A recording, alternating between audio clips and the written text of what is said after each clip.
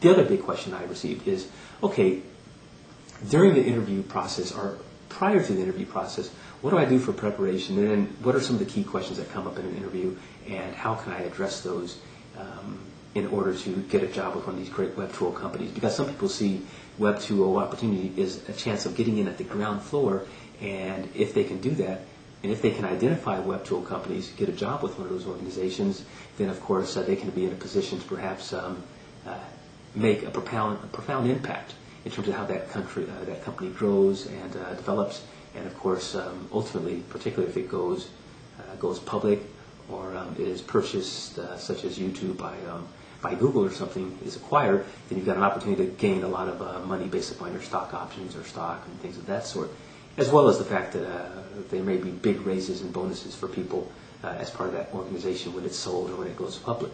So just as a result of that, people have asked, what do I do to get these types of jobs? How do I research them, and how do I actually address the interview process? First of all, I go to Google. Obviously, I go to Yahoo. I go to all those different search engines. I go to Yahoo Finance, Google Finance.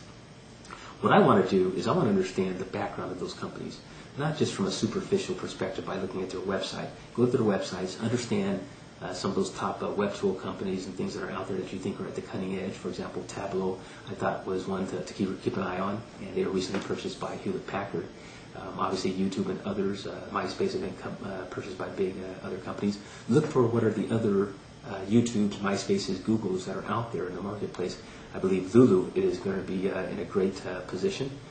Obviously, Flickr did quite well and was acquired. So there are a lot of other companies I talk about on the Skill of Success site. You'll find some information as well as in the book.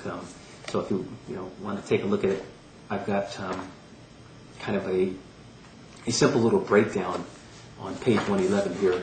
And what it essentially does is it looks at all the Web 1.0 versus Web 2.0 companies in different industries, such as the travel industry, the automobile industry, stock trading, publishing, books, the book publishing industry, software, consumer electronics, education, photos.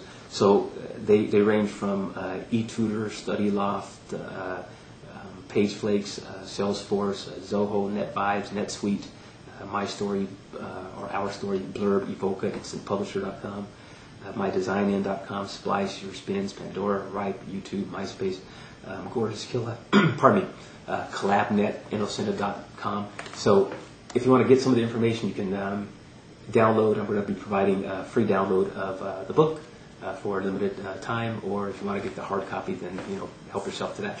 But you can also just do Web 2.0, list of Web 2.0 companies on Google, and you can find a lot of great information that way.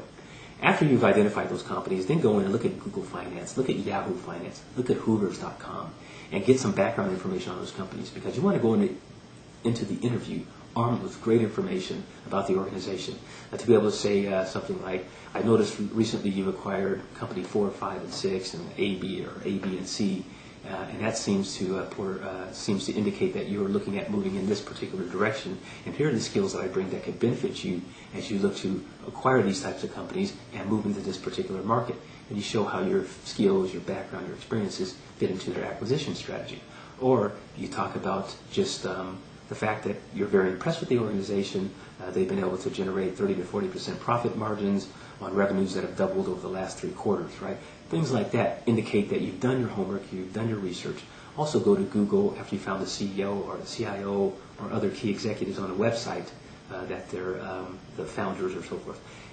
Get that information, do a Google search on speech plus that person's name. So maybe it's John Doe speech, right? Conference, words like that into Google. You'll quickly identify those individuals, and you'll be able to find video clips out there, MP3 clips, whatever that's out there, audio clips, where they've spoken about certain things in major conferences and conventions, and you can really get some great insight in terms of what those executives are thinking, and you can weave that into your conversation during the interview process. Obviously, that shows that you've really done your homework. Additionally, by looking at a lot of that information on the Yahoo Finance and Google Finance and so forth, you can look and compare different companies and identify the ones that perhaps on the surface seem like they're doing pretty well, but when you look at the financials, when you look at more information, you may find that and they're not doing so well after all. Okay.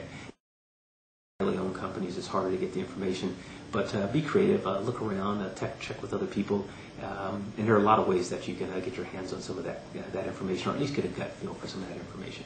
Okay, so those are some things that, again, in response to the question, one, what do I do with my resume? How do I put this together, and so forth? And then two, what kind of background research should I do prior to going into the interview? Another question that comes up is the cover letter. How do I do a cover letter? Okay. I have never done more than a one-page cover letter, and it's almost always 2 or 3 paragraphs. And let me just tell you the approach that I take.